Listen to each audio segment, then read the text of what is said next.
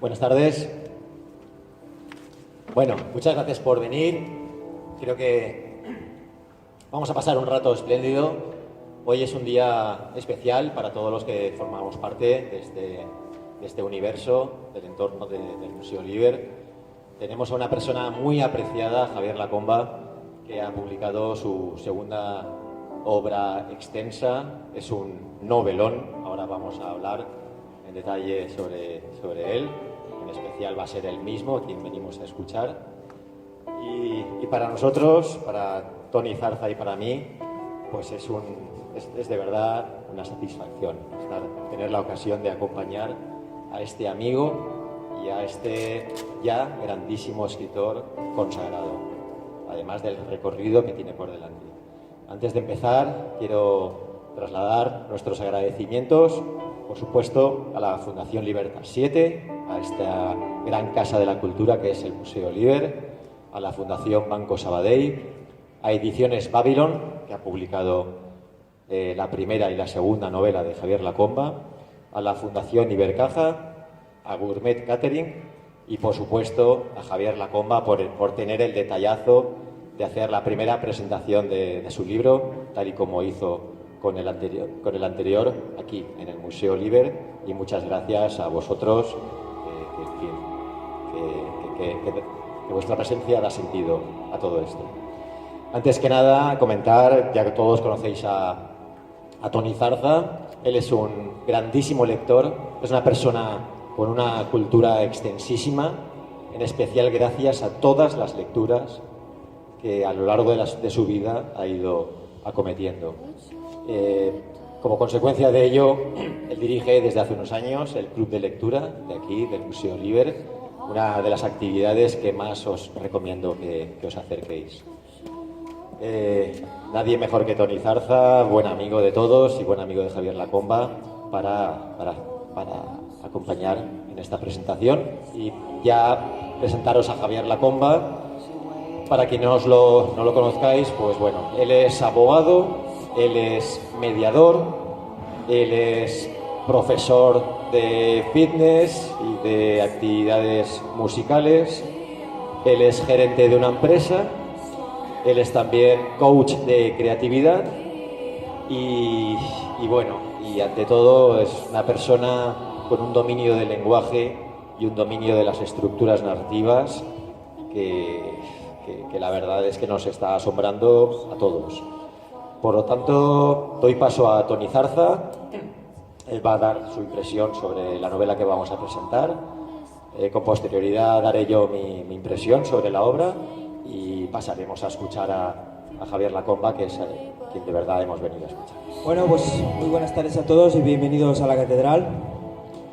Gracias, Antonio, por la introducción. Y es inevitable que me haga un poquito de eco de las palabras de Antonio, porque es emocionante estar aquí esta tarde, muy emocionante. Esta tarde es absolutamente festivo para las tres personas que estamos hoy aquí. No hay que restarle ni un momento de protagonismo a la terrible música de Los Cristales Rotos, que es el último libro que ha escrito Javier Lacomba. Estoy convencido que no será el último, aunque parece ser que no está por la labor de escribir muchos más libros y no está absolutamente convencido, cosa a lo que yo le animo a ello. Si lo que vas a escribir no es más bello que el silencio, no lo escribas. Pero lo que hoy veis aquí en esta tarima, o como se llame, estas tres personas, es el fruto de un resultado que comenzó a gestarse hace 9 años. Tengo que extender un poquito las palabras de Antonio porque me quema, ¿no? Porque tengo que decirlo.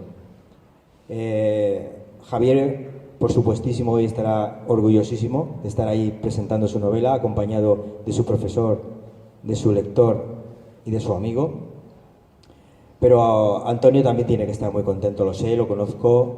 Y hace 9 años, cuando coincidimos en aquel curso de narrativa, pues podría decirse que la imagen de hoy es el fruto de aquello, ¿no? De aquel año, aquel curso, en el cual pues hoy Javier está convertido en uno de sus alumnos aventajados y yo pues hoy, pues no sé, lo que él pretendió crear de mí. No, yo soy un producto de esta casa, absolutamente. Siempre lo he dicho. Soy un producto del Museo Liber. La terrible música de los cristales rotos es una muy buena novela. A cualquier lector que le guste ese tipo de literatura la va a disfrutar. Estoy convencido. Pero más allá de eso, como yo le conozco, como yo le sigo desde ya hace mucho tiempo, a mí lo que más me enorgullece es el ver el crecimiento como escritor. El cuarto disparo es una gran novela, donde el ingenio sobresale sobre la calidad literaria. En esta ya la cosa está más equiparada. Se palpa desde la primera página el crecimiento como escritor, su erudición, su intelectualidad. O sea, es mi amigo y comparto con él muchos momentos. Y, sinceramente, su estatus intelectual me ha sorprendido, me ha demostrado al leer su novela que es mucho más inteligente, intelectual y buen escritor de lo que yo pensaba. En el momento que me metí dentro de la historia y me fue dando detalles de cómo iba a terminar y en lo que se iba a convertir, ya estaba convencido que al final iba a haber una gran mascletá. Y la mascletá, sin lugar a dudas, ha estado a la altura de lo que yo esperaba. La primera persona que supo del éxito que experimenté al leer la novela fue mi hija. Desde aquí le mando un saludo, está en York, se llama Irene. Y bueno, mi hija, cuando leyó mi WhatsApp, me dijo: no me sorprende, no esperaba menos. El final es el punto fuerte de Javier. Si no, no lo escribiría. Es importante. Si no, no lo escribiría. Y bueno, estoy lleno de orgullo, satisfacción de estar aquí junto a nuestro profesor y junto a un gran novelista que además tengo la fortuna de que sea mi amigo, que es Javier Lacomba. Poco más que añadir. A lo largo de la velada se me ocurrirá alguna cosa más y la diré. No tengo nada preparado porque creo que el mejor honor que podía hacer a mi amigo es llegar aquí como soy yo, improvisando. Soy un abonado del bote pronto. Me gusta actuar conforme pienso. Muchas gracias. Recogiendo el bote de Tony, creo que lo más interesante de todo lo que ha dicho es la erudición que contiene el texto. Llega un momento para los buenos lectores, como somos todos los que estamos aquí, que de forma consciente o inconsciente buscamos más el cómo que el qué. Ya decía Ordea y Gasset en uno de sus ensayos, en los años 20, que la novela ya había retratado todos los temas, que estaba ya todo agotado, que ya no quedaban temas por ser recreados por la literatura. Y en parte ya tenía razón. Esto hace 100 años. Sin embargo, la novela ha seguido evolucionando gracias a su poder de evolución y gracias sobre todo al punto de vista, al lugar donde colocamos la cámara. Lo que nos cuenta Javier pues es una historia muy interesante. Es una historia de asesinatos en serie, más que asesinatos, suicidios inducidos, lo cual, bueno, pues en fin, no es la primera vez que se recrea un tema así, pero lo novedoso es el cómo. Es decir, el texto, tal y como ha indicado Tony, está lleno de erudición, está lleno de guiños. Es un lenguaje suelto, es un lenguaje en el cual tú ves que el escritor está a gusto consigo mismo, con la labor, con su oficio, porque ya lo ha adquirido. Esa soltura con las palabras, esa capacidad de ir trasladando guiños al lector continuamente. Por supuesto, guiños supeditados al argumento, que es lo principal, es lo que en todo momento tiene que llevar las riendas del asunto. Pero ese argumento es condimentado con expresiones realmente brillantes, con alusiones a la antigüedad griega, con giros inesperados, con diálogos chispeantes, con reflexiones que de alguna manera guardan relación con la condición humana y que nos recuerdan a algún momento de nuestro presente o de nuestro pasado. Es un texto enriquecido que en todo momento nos aumenta el interés por lo que le ocurra a la protagonista, Laura Olmos, que es una psicóloga de la cual nos enamoramos. Qué gran protagonista. Inmediatamente, porque es que es una gran protagonista. Pero sin embargo no es el eje de la novela, es la protagonista. Pero tiene una capacidad brutal para, como si fuera un dron, ir sobrevolando por encima de los personajes. Entonces él utiliza el narrador omnisciente en tercera persona para comenzar un capítulo, y en ese capítulo nos da la impresión de que el protagonista de la novela es otro, pero no, es el protagonista de ese capítulo. Es un personaje secundario respecto a Laura Olmos, que en definitiva nos vamos dando cuenta de que va dominando todo. Y ya acabo, pero tengo que decir una cosa muy importante. Antonio Muñoz Molina hace tiempo que va trasladando su consejo de escribe de lo que sabes, habla de primera mano, de aquello que has conocido, de aquello que has pisado, de aquello que has tratado directamente. Porque el poder de la primera mano es uno de los grandes activos de la literatura.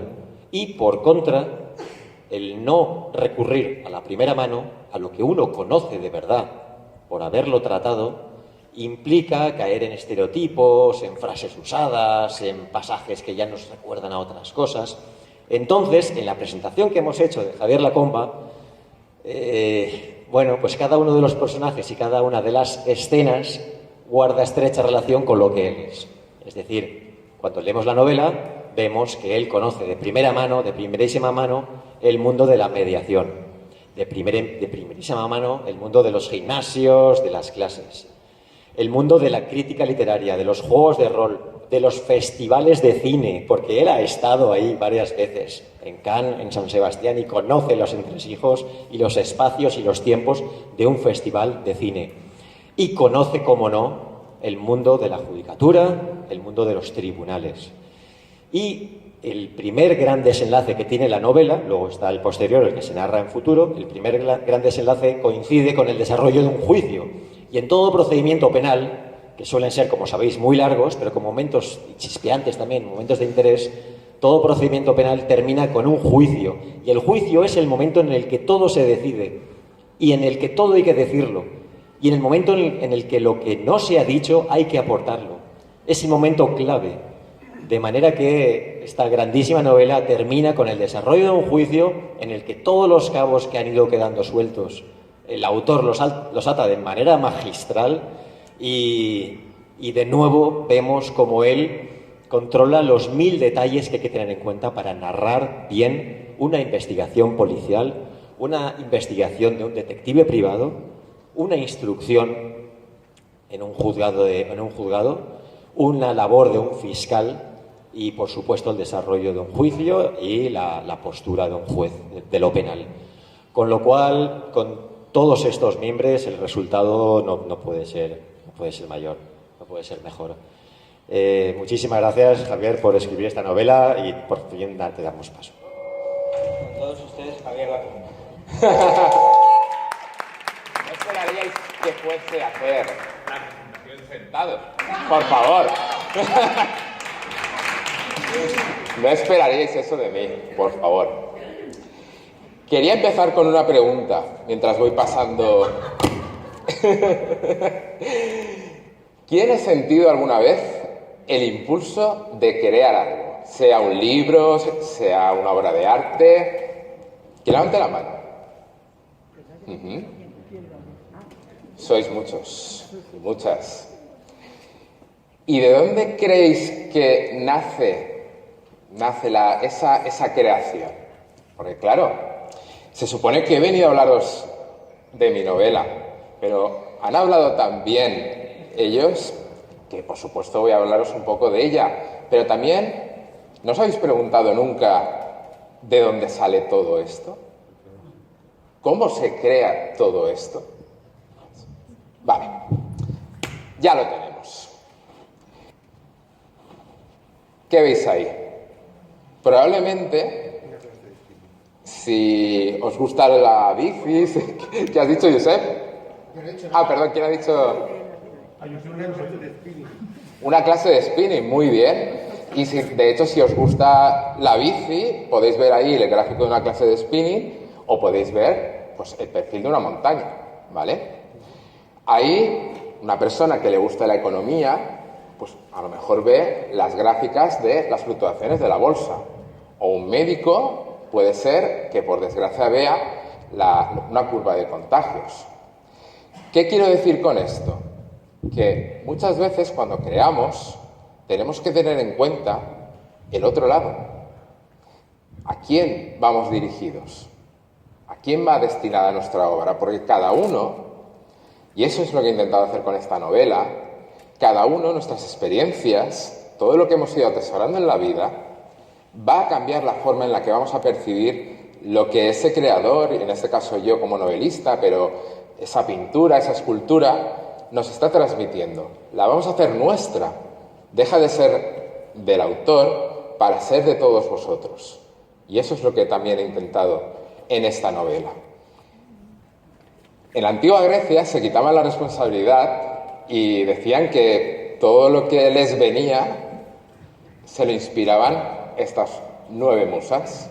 Había su equivalente en Roma, había su equivalente en todas las culturas. Y no en vano, las musas son hijas de Zeus y de la memoria, y de la diosa de la memoria. Claro, ¿de dónde realmente nace la creación? De nuestra memoria, de las experiencias que nosotros tenemos. Igual que cuando ya pasa a ese lector, o a ese televidente, o a ese espectador, ya la hacen suya a través de sus experiencias, nosotros también nos basamos en las nuestras, en los libros que hemos leído, en las películas que hemos visto, en los cuadros que hemos visto también en los museos, en la gente que hemos conocido, en las experiencias que hemos tenido. Y al final se crea una argamasa que pasa por un crisol. Y eso también es la creación. Pero ¿desde dónde se crea? ¿Desde dónde llega esa inspiración? Porque a veces hay bloqueos. Pues porque tenemos dos grandes opciones. Podemos crear desde el miedo o desde el amor. Pero siempre, siempre, siempre, y esto lo descubrió este señor, ese del final, Joseph Campbell, un antropólogo, un historiador que se da cuenta de que en diferentes culturas, muchas veces no conectadas unas con otras, la estructura, el mito, se va repitiendo.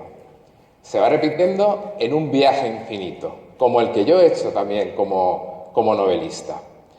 Se repite una llamada a la aventura, una salida del mundo ordinario para llegar a algo nuevo y para volver a ese mundo del que has partido totalmente transformado. Transformado por las experiencias, transformado por tus mentores, transformado por las dificultades, por las sombras, por la gente que te ayuda, por la gente que está a tu lado, como vosotros aquí hoy. Pero al final siempre regresas cambiado. Y eso se ha repetido en cada mito, en cada cultura y en cada historia que hayáis visto o hayáis leído.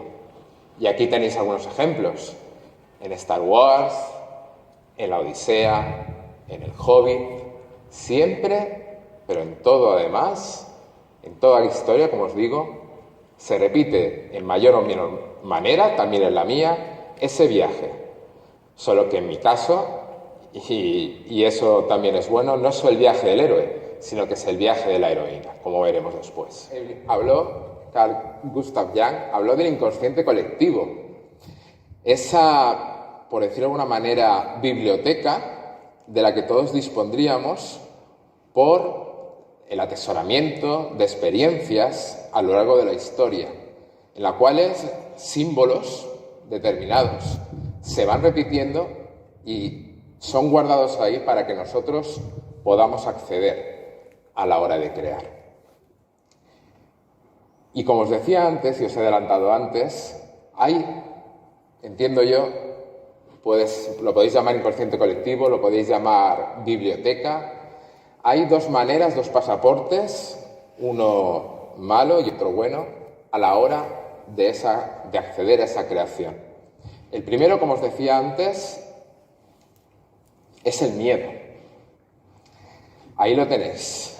Fobos, de ahí vienen las fobias. El miedo, si creamos desde el miedo, y hay muchos ejemplos de artistas que han sido brillantes, pero que han creado desde el miedo y que no han terminado nada bien, pues es un camino que puede ser muy complicado y peligroso y que al final termina en los bloqueos. Ese miedo al rechazo, miedo a que mi obra no va a ser tan buena como la anterior, esos miedos existen. Tenéis la capacidad de crear y en realidad la desarrolláis día a día. Pero si lo hacéis desde el miedo, si lo hacéis desde la responsabilidad excesiva, al final termina en una calle sin salida. Os voy a hablar de Doug Dietz. Doug Dietz no es un escritor, no es un artista, es un ingeniero. Él desarrolló para General Electric una máquina de resonancia magnética para detectar tumores. Estaban muy contentos con él, pero él no estaba nada contento. Y él no estaba nada contento porque en una visita de inspección, a ver cómo funcionaban las máquinas, se dio cuenta de que los niños lloraban, de que tenían que estar mucho rato metidos con un ruido muy importante y que les asustaba. Y veía que salían llorando. Y entonces Doug, que era un gran aficionado a la literatura, fijaos qué distinto el ámbito médico, que aparentemente distinto el ámbito médico, la literatura de aventuras, La Isla del Tesoro, cuya obra vimos en el club de lectura admirablemente dirigido por Tony. La Isla del Tesoro empezó a rondarle en la cabeza a Doug. La Isla del Tesoro, la aventura, el juego, y cogió un elemento conocido, un elemento que ya tenía, que era esa máquina, pero que esa máquina tenía un problema. Cogió otro elemento que no tenía nada que ver, sus sueños como niño. Se puso en la piel de esos niños, la empatía, el amor. Cogió ese elemento y ese elemento externo y lo metió en ese elemento que ya tenía. Creó una máquina de resonancia magnética en la que los niños podían sentirse como en una aventura de piratas, en la cual les podía decir: estaros muy quietos para que los piratas malos no se den cuenta. ¿Oís ese ruido? Ese ruido son los cañones del barco pirata. El resultado, que los niños salían y querían repetir de nuevo. Así Doug creó una solución para ese problema y la creó desde el amor, desde la empatía. Y así nació esa chispa. Kathleen, creo que lo escribí mal, creo que es Calico. No sé si os suena. Kathleen es una científica que en los años 80 se le ocurre que quizás para el cáncer, bueno, ella sobre todo pensaba en el SIDA. En aquel momento, en los 80, pues el SIDA era una epidemia devastadora. Y pensó que quizás podría ser que cogiendo el ARN mensajero, coger un elemento que es un mensajero como Apolo que transmite información y utilizarlo para combatir el SIDA, para combatir enfermedades como el cáncer. Bueno, Kathleen recibió miles y miles de rechazos, no recibía financiación, tuvo que dejar su trabajo, aceptar otro peor. como tantos artistas y tantos de nosotros, y no solo escritores, sino todos recibimos rechazos en nuestras vidas. Y ella terminó trabajando en un laboratorio, en un puesto infracualificado para lo que ella podía aportar, y de pronto se encuentra en la máquina de café con una de las mayores eminencias en la lucha contra el SIDA. Y le cuenta tomando un café su teoría, y a él le gusta. Y dice, pues yo te voy a conseguir financiación. Le consigue financiación y la investigación prosigue. La investigación avanza y ella empieza a trabajar en una empresa llamada, si cogéis la palabra RNA y modificado, hacéis un acrónimo de los que a mí me gustan, Moderna. Cuando empezó todo esto de la pandemia, estaban desayunando un día en su casa. Empezaban las noticias de Wuhan. Y entonces llegó el otro elemento de la creación. Llegó el ¿y si? ¿Y si cogemos ese RNA mensajero y lo aplicamos en una posible vacuna contra el coronavirus? Desayunando. ¿De dónde surgió esa chispa? Probablemente también surgió del amor. Quizás el amor por abrazar a sus padres, pero seguro que surgió del amor, o quizás el amor por la humanidad, pero surgió de ahí. ¿Y si? No sé mucho, pero es una chica en las vías del tren.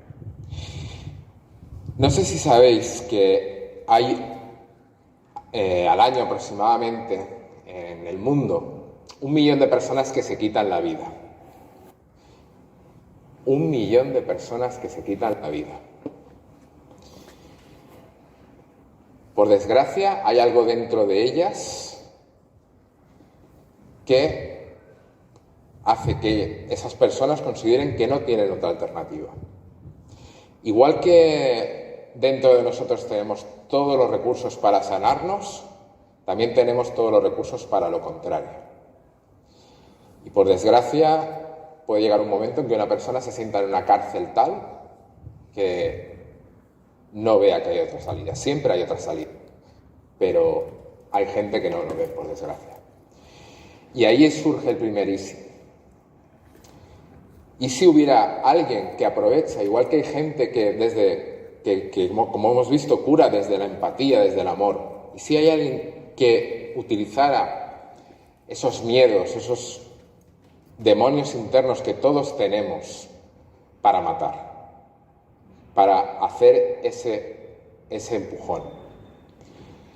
No sé si habéis visto esta película, Rebecca, de Alfred Hitchcock. Fue una de mis chispas. Y esa escena en particular. En esa escena, el ama de llaves, la señora Danvers, casi sin venir a cuento, o sea, casi de manera que ni sabes cómo ha llegado hasta ahí, abre la ventana, Rebecca se asoma a esa ventana y empieza a susurrarle.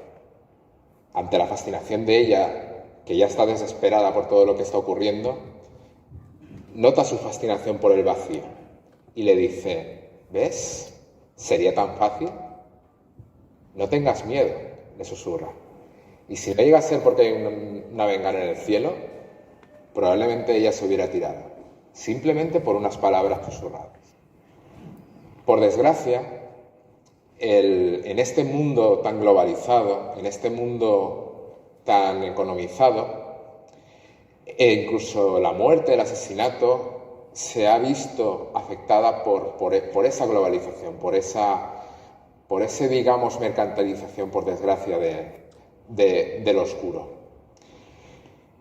Y como sabéis, a lo mejor habéis oído hablar, el juego de la ballena azul, lo que provoca, igual que las sectas, es coger gente vulnerable, normalmente adolescentes, y llevarlos también en un viaje, pero no precisamente del héroe, pero que se basa en lo mismo. Igual que el viaje del héroe auténtico, el que todos deberíamos de emprender, se basa en la expansión, en salir de nuestro mundo ordinario, este viaje que se propone aquí se basa en quedarse aún más dentro, en perder cualquier ilusión, en reforzar precisamente de manera positiva, al igual que hacía Miss Danvers en la película de Hitchcock, esa pulsión como si fuese algo positivo, y en cambiar esa identidad por otra cosa para estar bajo control de esos entes, porque no se les puede llamar personas, que están detrás de cosas como esa. Ese es el viaje, igual que, por desgracia, habéis oído hablar de suicidios colectivos por parte de sectas, como la del reverendo Jones. Se basa en eso, en la despersonalización para luego controlar.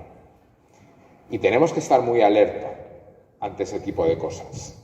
Tenemos que ser un contrapeso positivo ante ese tipo de cosas. Y para eso también tiene que servir la literatura. Y la literatura, o este libro, La terrible música de los cristales rotos, no solo sirve para entretener, que también, por eso me ocurro los finales. Sabéis que yo tengo la teoría de Brownie, que tiene que dejar buen sabor de boca. No le hagáis caso, tendría miedo. Eso siempre. Lo que os decía, el miedo del creador. Siempre hay un miedo. Siempre. Y Tony Bernabés. Ahí lo tenéis. Valencia, San Sebastián, el Festival de Cine de San Sebastián, los juicios en la Ciudad de la Justicia. Por cierto, todos son de cristal.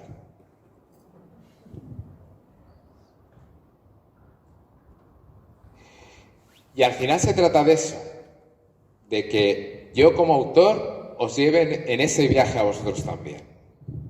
En ese viaje en el que empecéis la novela de una manera y la terminéis, espero, reflexionando, transformados, con algo más.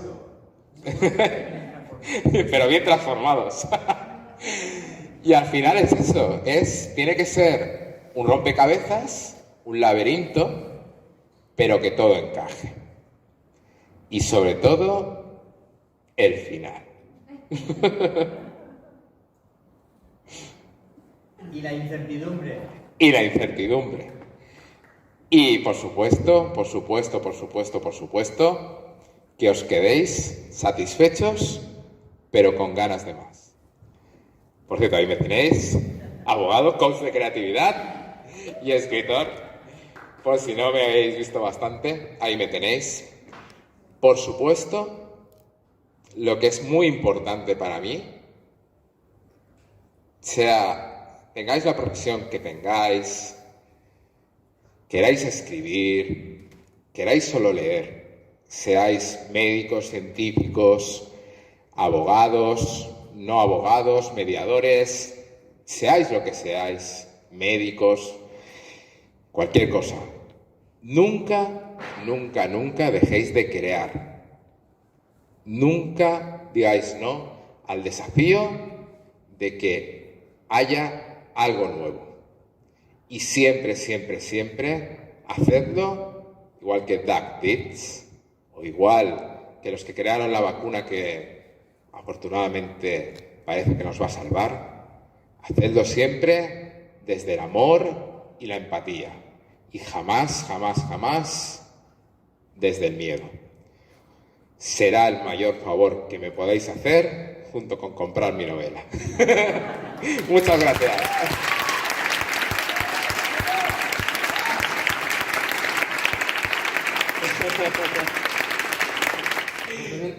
El muchacho de la primera fila. Estamos probando la berenjena. No hace falta el micrófono. Bueno, Josep, ya, pero como hacemos las cosas. acércatelo. Uy, vamos a ver. ¿Eso funciona? Una merda me diré yo lo más Duralex es el Lex. Vale, sin mascarilla, me oís bien, ¿verdad? Te digo perfecto. Cuando empiece a ahogarme dejaré de hablar. Primero, aunque te voy a hacer una pregunta, voy a empezar con una felicitación y con una cita.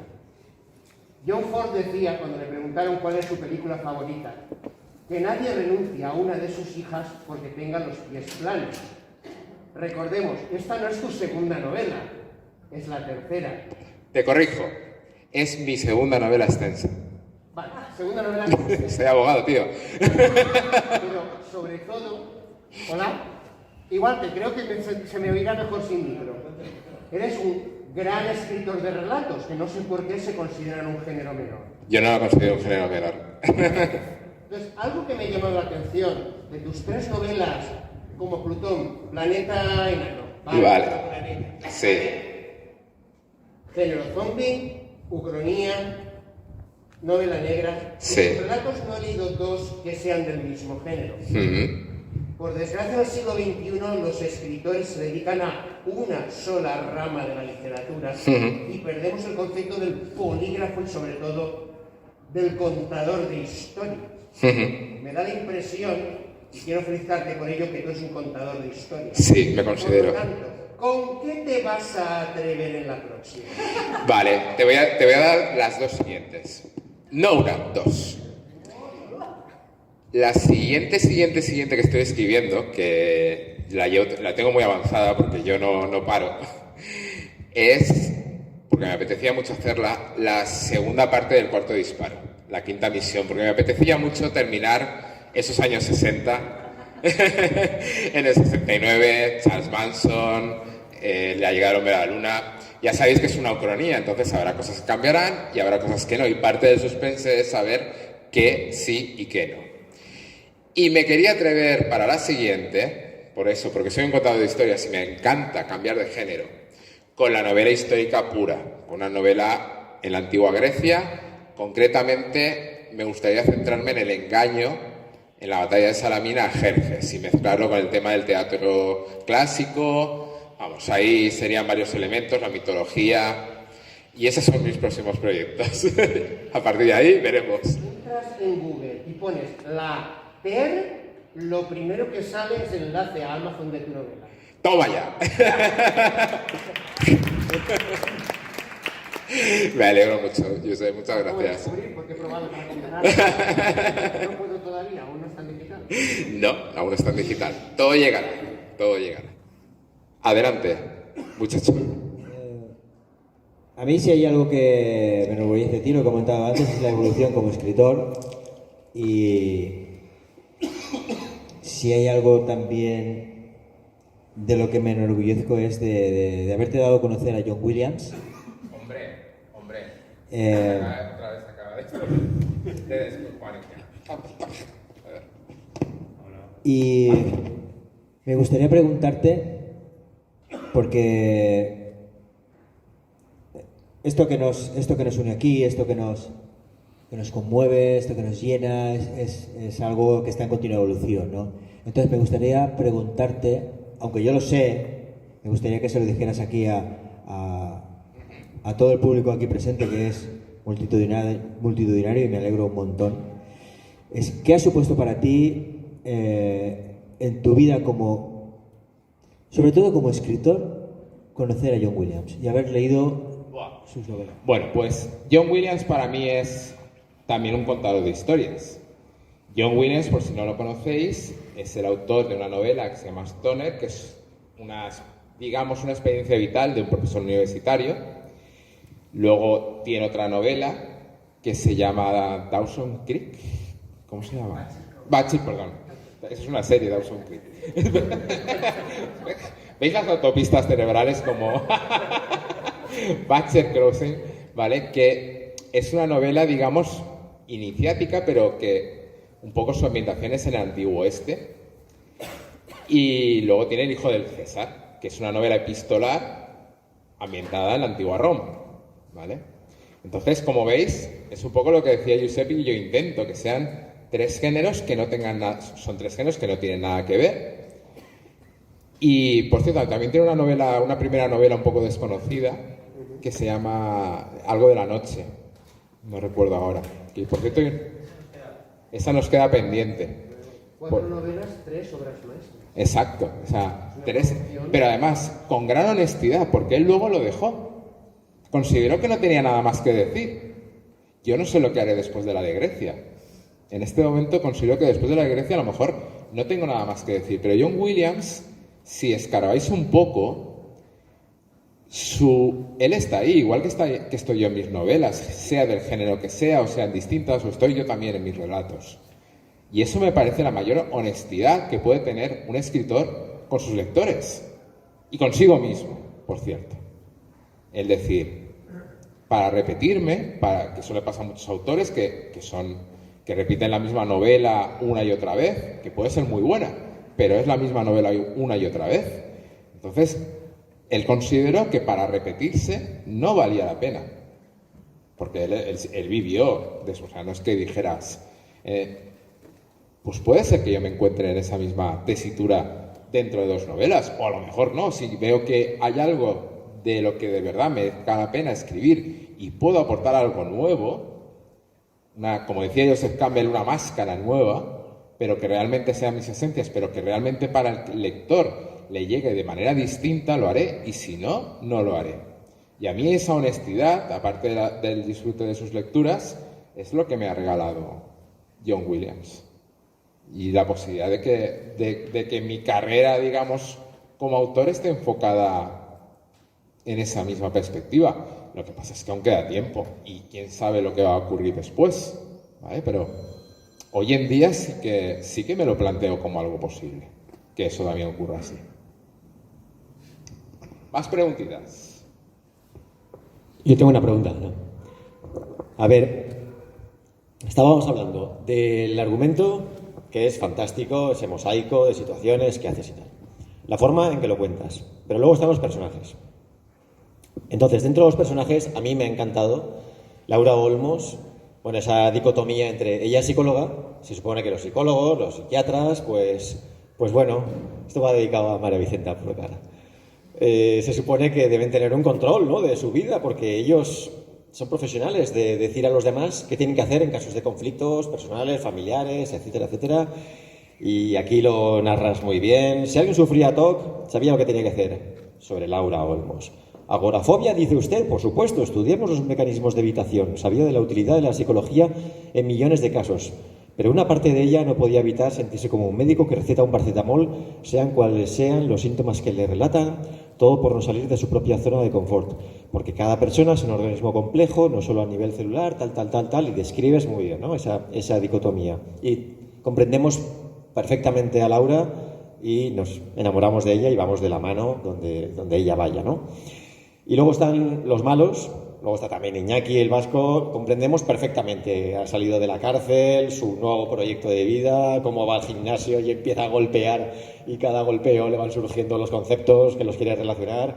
Cómo quizás la producción de hormonas que uno con el ejercicio físico pues te ayuda en esos procesos mentales, lo describes muy bien. Y luego está este malo, uno de ellos, Aitor, que me ha encantado, porque en toda novela está el protagonista, los antagonistas, pero si no comprendemos bien, esto es como Jerjes, has citado a Jerjes. Heródoto es un maestro en decirnos por qué Jerjes actúa así, ¿no? Entonces, Aitor, comprendemos perfectamente y me encantó cómo hiciste. Él es un especialista, bueno, él hace crítica de arte, de cine, de literatura, y entonces dices, meterse en la mente de los demás, del guionista para adivinar el próximo giro, del realizador para entender ciertas decisiones de luminosidad o amplitud de cámara, meterse en la mente de los demás para entenderla, para saber manipularla, para que pensaran o sintieran lo que él quería en cada momento, como lo hacían estos artistas a los que tanto admiraba, Eco, Dickens, Scorsese, Haneke. Todos tenían en común su capacidad para influir en el ánimo y pensamiento de aquellos que se acercaban a su obra. Eran artistas, igual que Aitor. Aitor había llegado a entender los procesos mentales de los demás. Esto me parece genial, y a saber deconstruirlos y reconstruirlos a su antojo. Era su don. Entonces aquí él se empodera y quiere manejar también otras mentes. Entonces, después de decirte que me parece magistral el retrato que haces, la construcción que haces de los personajes, tanto protagonista como los antagonistas, como los personajes secundarios, preguntarte cómo lo has hecho, si te has basado principalmente en personas que has conocido de tu entorno, que has conocido en el pasado, cómo fue ese proceso de construcción de estos pedazos de personajes. A ver, siempre hay pedazos de personas que conoces, siempre. Pero fijaos, Cuando construí Aitor, me basé en la creencia de que todo el que él, bueno, como ha dicho bien Antonio, él tiene un podcast, sabe de psicología, también es muy cinéfilo, y él tiene muy claro lo que creo que los que escribimos, por ejemplo, tenemos también claro. Y también lo he dicho antes, y todo depende de cómo se utilice, pero tenemos la capacidad de influir en el ánimo. Cuando leéis una historia triste, vuestro ánimo puede decaer, sobre todo si es una experiencia similar a la que vosotros hayáis tenido en vuestra vida. Cuando leéis una historia alegre o veis una película que es una comedia, vuestro ánimo se transforma para arriba. Ese es el poder del creador. Ese es el poder del creador. Igual que yo, que manejo, se supone, el suspense, tengo que coger lo que creéis o lo que dais por hecho y retorcerlo, ¿vale? Y eso es lo que Aitor hace, pero solo su arte, por desgracia, está enfocado a un propósito, porque todo creador tiene que tener un propósito. Su propósito es el peor del mundo. Mi propósito puede ser entreteneros, haceros ese suspense, que valga la pena que hayáis pagado por mi libro, que realmente salgáis transformados para bien, que reflexionéis, pero el poder de las palabras dichas, escuchadas o leídas es inmenso. Y desde esa perspectiva, desde ese darme cuenta de eso, pero que hay que utilizarlo para bien, pues es como crea ese reverso tenebroso que es Aitor, que tiene sus propias motivaciones personales también.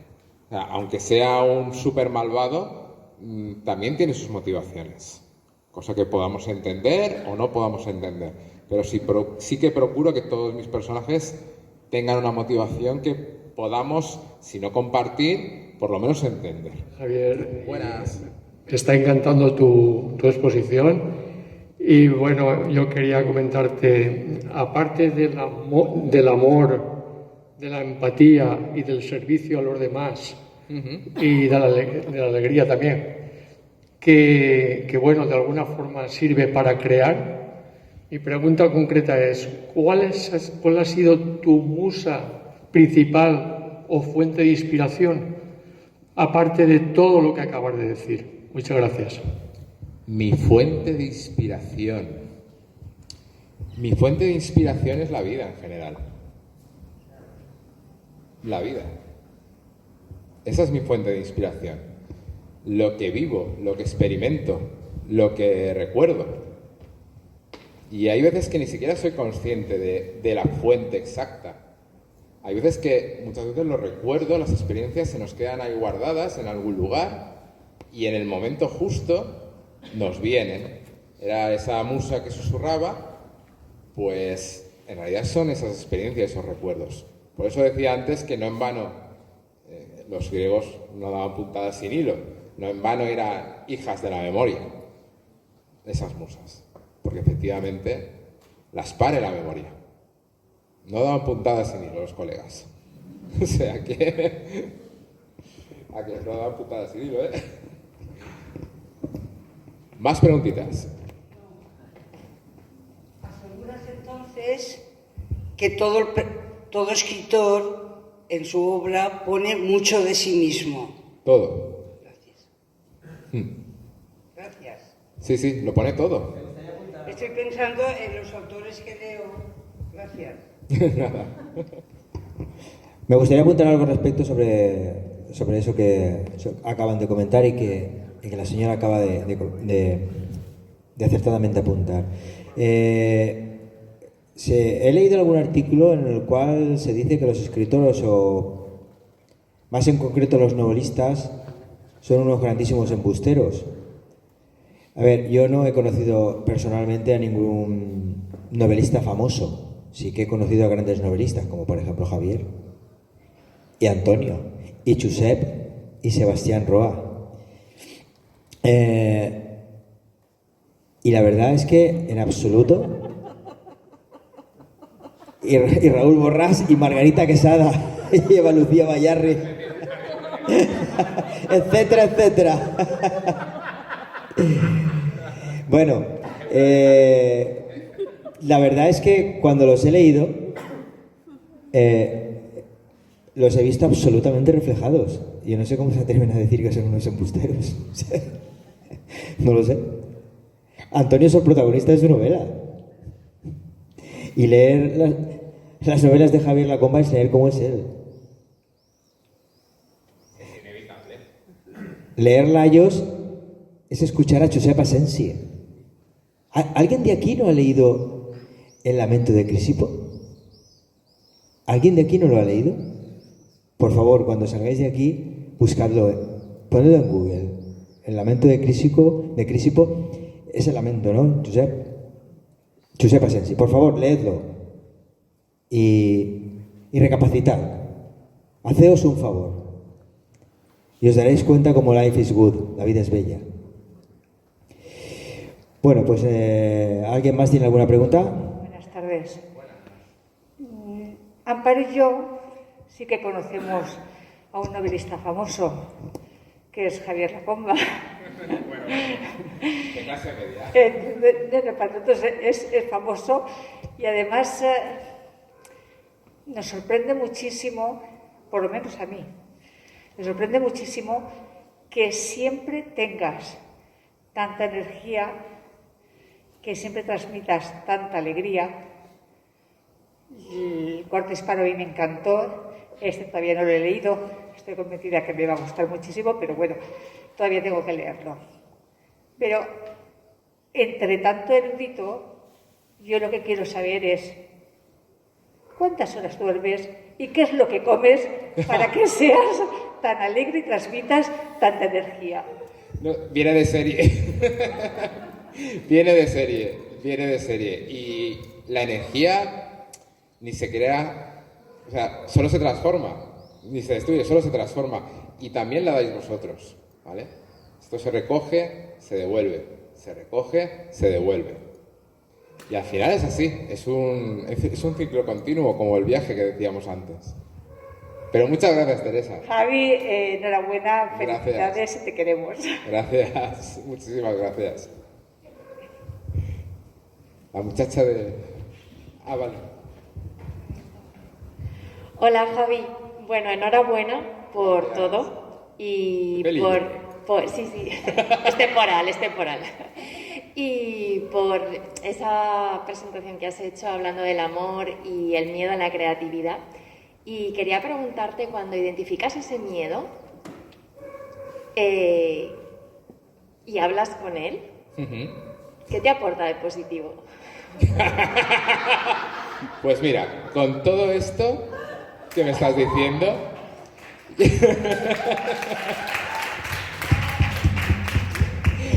Creo que deberías explicarlo. Con todo esto yo diría que el miedo es nuestro amigo, pero hay que saber detectarlo. Quiero decir, es como... El miedo tiene que ser nuestro compañero de viaje, pero tenemos que hablar con él de vez en cuando, pero tiene que ser como ese amigo que es un poco pesado, que de vez en cuando nos da el coñazo, que lo queremos, pero que tenemos que ponerle límites. Llega un momento que, vale, ya está. Ya te he escuchado lo que querías decir, pero yo a la mía. Y eso es lo que yo creo que es lo que tiene de positivo. Muchas gracias. Gracias a ti. Buenas tardes, Javier. Buenas. Hola, darte las gracias. Yo te pondría A-Level, matrícula de honor. Gracias. Tienes un corazón compasivo, eres empático, capacidad de escucha, narras, apasionado. Yo quiero saber, en el tramo de 0 a 6, cuando todos nosotros formamos el inconsciente, ¿a qué edad empezaste tú a ir a escuela? ¿A qué, perdón? ¿A qué edad tú empezaste escuela? En la escuela... ¿Colegio? ¿Parvulario? Cuando fui pequeñito, pues... no me acuerdo, la verdad. 3 o 4. Ok, eso es todo. Enhorabuena. Nada. Yo quiero hacer un apunte, y es que normalmente las primeras novelas dentro de los materiales de construcción que emplea un autor, pues es lógico que en las primeras novelas se tenga más material autobiográfico, lo cual suele ser un error recurrente en los autores noveles, porque hay que poner aquel que de verdad contribuya a la construcción correcta del edificio, pero nada más. Pero es que en tu caso, Javier, yo no he visto ningún exceso, ni en El cuarto disparo ni aquí. Lo que sí que he encontrado aquí no son rollos tuyos que tengas ahí dentro, como todos tenemos, que los vuelcas y que te puede servir como terapia, y a veces eso lo hemos encontrado todos en otros libros, sino que yo lo que he encontrado es precisamente lo que decíamos antes, el que te están hablando de primera mano. O sea, que, vale, tú has construido personajes y situaciones en base a personajes y situaciones que tú has tratado y que conoces. Y eso le da mucha fuerza al relato. Y el segundo apunte que quiero hacer, y también sobre la evolución de los escritores, me hace mucha gracia, ya lo veréis, en el apartado de agradecimientos, que también en esta ocasión es muy extenso, Javier, y él hace un apunte muy gracioso y además es que es dar el clavo.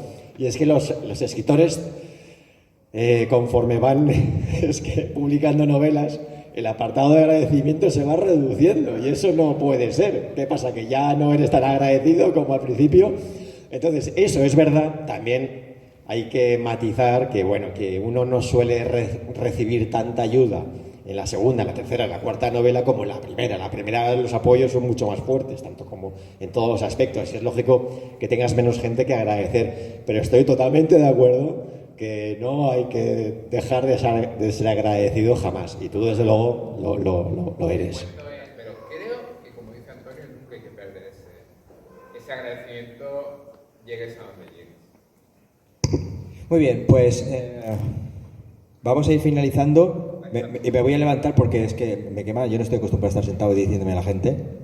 Aquellos que conocen mi club de lectura lo saben. Así que vamos a terminar y, por favor, os pido que prestéis un poquito de atención a lo que voy a comentaros, porque son las próximas actividades de aquí, de esta Santa Casa, del museo, ¿vale? Como veo muchas caras nuevas, creo que os resultará interesante que las conozcáis. ¿Vale, Eva? Bien.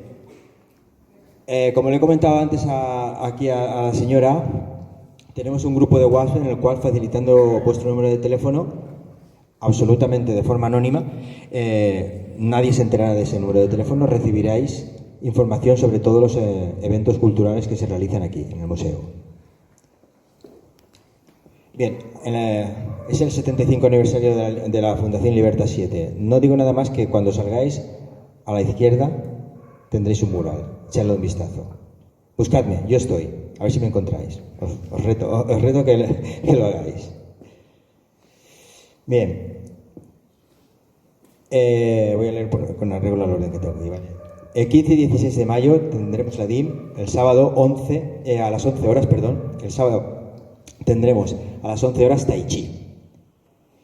Y a las 12 tendremos su poesía Jugando con Pepa Torres, donde tendremos a la escritora famosísima Eva Lucía Bayarri, que además es una excelente cocinera y hace un cuscús de muerte.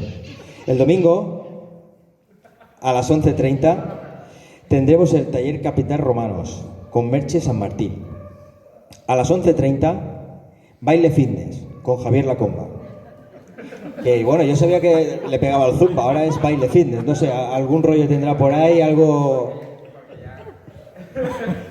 Como ya no soy certificado oficial, pues debería saber, vale. El 18 de mayo, el DIM, tenemos la jornada de puertas abiertas del museo. Aquellos que no hayan asistido nunca, os invito a que no lo perdáis, es espectacular el ambientazo que hay aquí. Vale. El 25 de mayo tendremos la presentación del libro escrito por Alicia García Herrera, Eso no estaba en mi libro de mitología griega. Creo que le acompañará Sebastián Roas, ¿cierto? No os lo perdáis. Sebas es autora, por supuesto, también, pero que aquellos que no conozcan a Sebastián Roas les invito a que lo escuchen. Es un auténtico líder, grandísimo novelista, es un tipo intelectualmente muy interesante. El 2 de junio tendremos nombres propios de Gustavo Zaragoza y Antonio Pérez. Es una novela, ¿no? El 3 de julio El 3 de julio, cuidado con el 3 de julio. El 3 de julio tendremos la presentación de En Miniatura, un libro de Mauricio Corona y el boss Alejandro Noguera. Yo lo tengo ya hace tiempo, es un libro que os recomiendo, que debería de estar en todos los hogares de cualquier aficionado a la cultura que viva en Valencia. Y en toda España, por supuesto. Pero especialmente aquí, que estamos aquí en Valencia, la Catedral Cultural de nuestra ciudad. Después tendremos el viaje cultural a Israel, que es del 25 de agosto al 4 de septiembre. También es un lujazo poder viajar con los viajes que organiza el museo. Yo he tenido la fortuna de viajar, fui a Pompeya y es un viaje que no olvidaré en mi vida. Y próximamente, ya para otoño, tendremos los típicos cursos que se realizan aquí.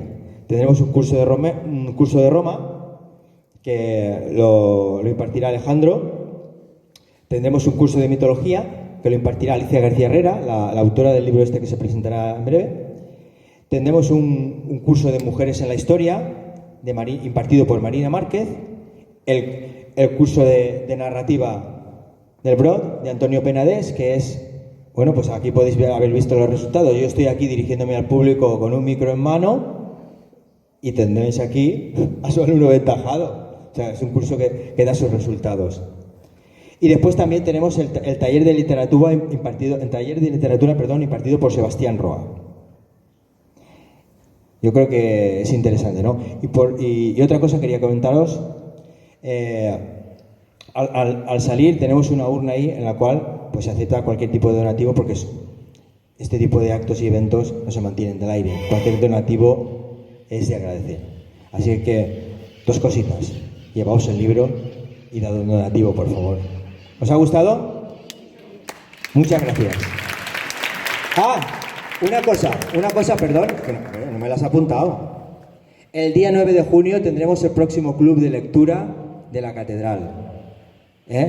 Club de lectura en el cual pues yo soy un poquito el frontman, y hablaremos de Sir Arthur Conan Doyle y abordaremos las novelas Estudio en Escarlata y El sabueso de los Baskerville.